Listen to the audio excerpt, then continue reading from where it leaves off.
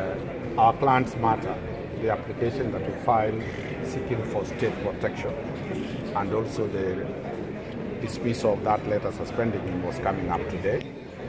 We had sued 11 agencies. The 11 agencies had not responded, but all the 11 agencies sent their lawyers to court.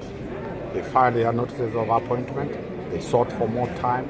Kenya Airports Authority, the culprit, and the Kenya Civil Aviation asked for 14 days, while the other agencies of government, especially the DCI, the DPP, and the Anti-Terrorism Police Unit, wanted to be removed from this matter with an undertaking that they have no intention to investigate, prosecute, or charge our client.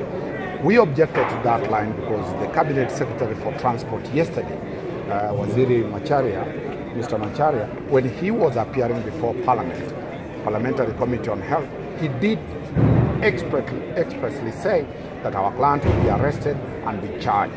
Therefore, we felt that the court that is competent to deal with this matter is the Constitutional Court, because that is a grave violation of the constitutional rights of our client. Two, we raised this issue before the court that our client has information to the effect that the Chinese aeroplane that landed contrary to three things against the law. One, there was a ban that had been imposed by Kenya Airports Authority, and the Kenya Airports Authority said that no more flights from Southern China Airlines will be landing.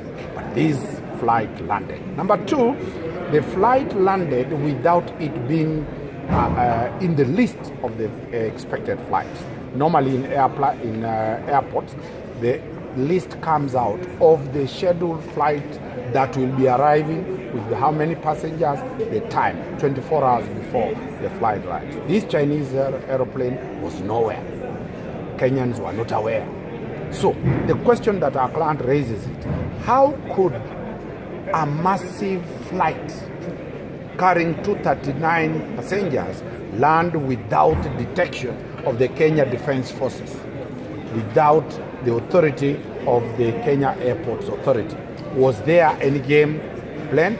Remember, this is a flight carrying 239 passengers. It is not like a locust that just lands without notice. There is always notice when the flights are landing. Third, the flight landed and was hidden in a place called Juliet Bay. Juliet Bay at the JKA airport is a place without CCTV footage. The cameras are not there. Are Kenyans aware that at the airport there are areas where some areas illegal transactions can be done? What was the mischief between Kenya Airports Authority and their surrogate Kenya Airports Authority, Kenya Airways, to keep this massive irregularity from the public eye? So the court agreed with us that we raise serious national issues about the coronavirus. We raise national issues about the way, the secrecy in which this Chinese airplane was landing was dealt with. And third, the issue that the investigative arms want to link our client to terrorism. So the court gave them 14 days to respond to our application.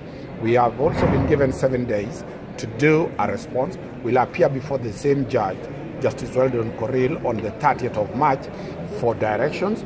Meanwhile, the orders for him to go back to work are in force, and as I'm talking, he has left here to go and report to his work because the letter was revoked and thrown out, suspending him. There is no suspension in place.